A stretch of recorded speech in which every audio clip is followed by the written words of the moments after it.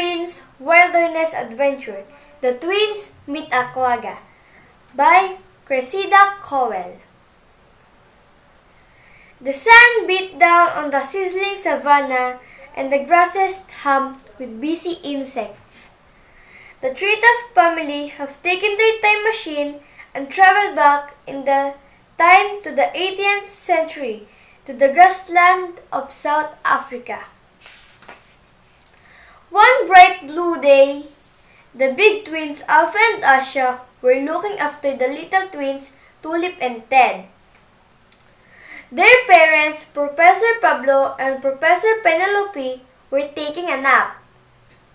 When the professors woke up, the Treetough family were going to spend the evening at a nearby waterhole to see what animals were living in the African savanna at that time.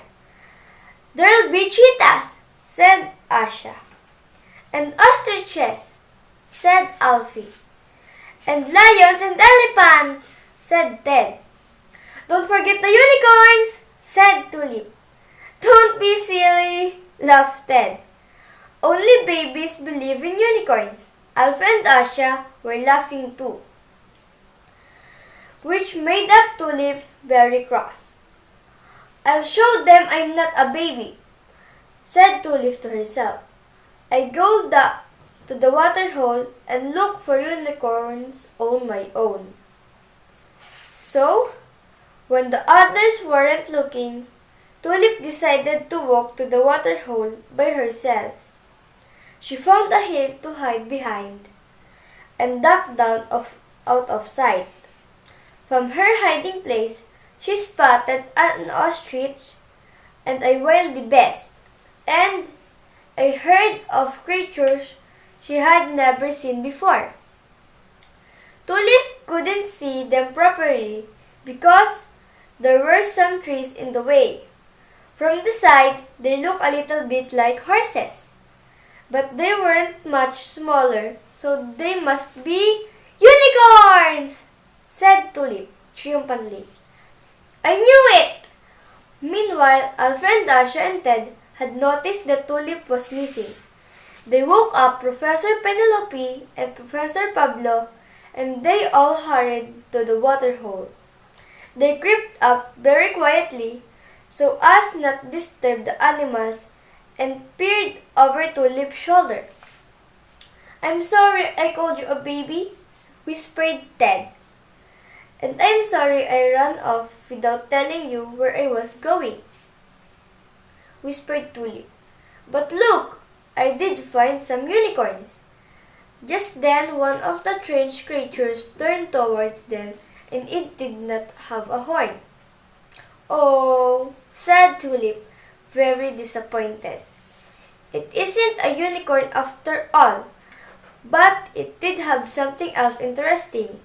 It had stripes, but not all over it, just on its front half. "It's quagga," said Professor Penelope. "It's about the size of zebra, but with stripes only on the front half of its body." "Why it's called a quagga?" asked Tulip. "The quagga opened up its mouth and made the noise quagga." "That must be why," grinned Ted. But the quagga had made that noise for a reason. There were 3 beautiful golden lionesses padding towards the waterhole.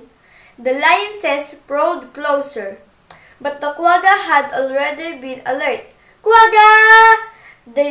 They cried as they all ran away. All except one, a baby, who couldn't run quite fast enough. "Oh no!" cried Tulip. "They're going to catch it." But then something amazing happened. A great big wildebeest saw the baby quagga was in trouble. It stepped forward and shook its enormous horns at the lionesses. The lionesses were scared, and now it was their turn to run away. "Pew!" said Alfie. "Why did the big wildebeest save the baby quagga?" We all have to look after the babies, even if they aren't ours, said Asha, putting her arm around Tulip. I'm not a baby, said Tulip. But she smiled and hugged Asha anyway. And then the Treetoff family walked back home through the cooling grass for dinner. Nighttime in the savannah, Professor Pablo was putting the twins to bed. I'm so glad we got to travel back in time and meet the quaggas, said Asha, who had drawn a picture of one in her notebook. Me too, said Professor Pablo, turning the light off. Sorry, it wasn't a unicorn, Tulip, but it was almost good. I wonder what year and what place we'd have to travel to see a unicorn, said Tulip to herself. One day I'll find a unicorn, just you wait and see. The end.